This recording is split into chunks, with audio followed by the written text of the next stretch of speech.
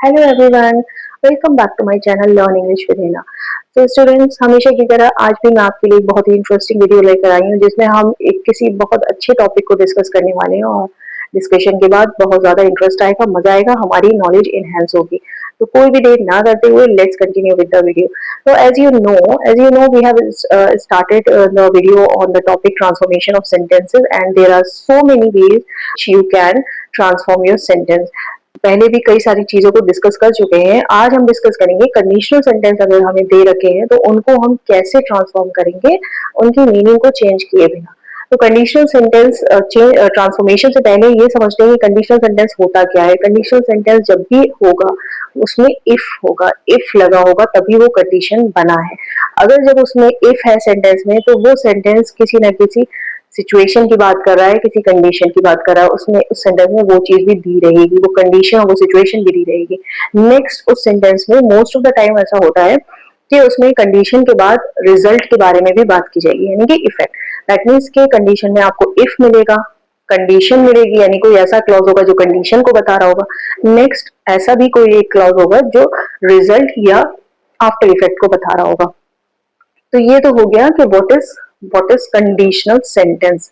आप देखते हैं कि कंडीशनल सेंटेंस आपका या तो प्रेजेंट में भी हो सकता है या पास्ट में भी हो सकता है, दोनों में हो सकता है, प्रेजेंट या पास्ट में।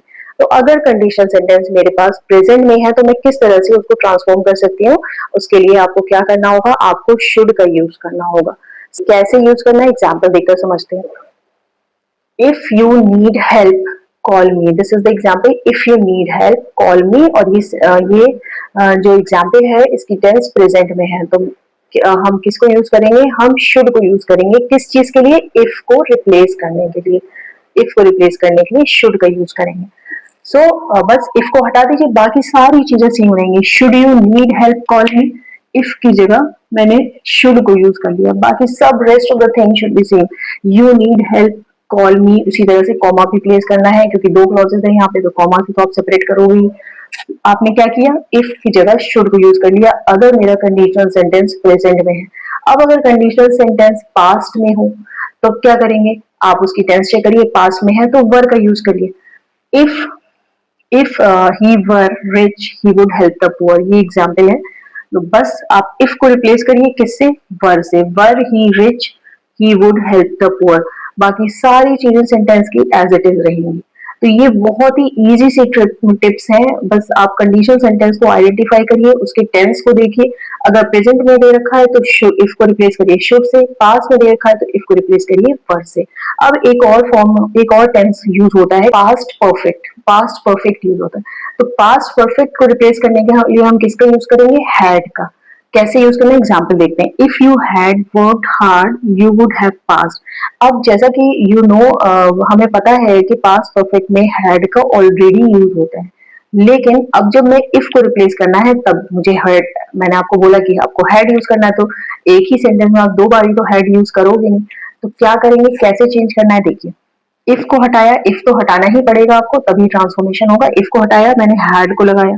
अब ये जो बीच में जो हैड लगा हुआ है जो पास्ट परफेक्ट को के बारे में बता रहा है, पास्ट परफेक्ट टेंस को बता रहा है, उस हैड को मैं ओमिट कर दूंगी बिकॉज ऑलरेडी मैं सेंटेंस में पहले ही बिगनिंग में हैड यूज कर चुकी हूँ। तो इस वाले हैड को मुझे हटा देना है। तो इफ को रिप्लेस किया हैड से, had you worked hard comma you would have pass, rest of the things as it is same रहेंगी। तो सिंपल है, इजी है, पास्ट परफेक्ट है अगर आपका टेंस कंडीशनल, तो किसको लगाना है आपको, इफ को हटा के हैड को लगाना है। बीच में सेंटेंस के बीच में जो हैड यूज हुआ है उसको आप ओमिट कर दीजिए, हटा दीजिए, क्योंकि ऑलरेडी आप उसको यूज कर चुके हो।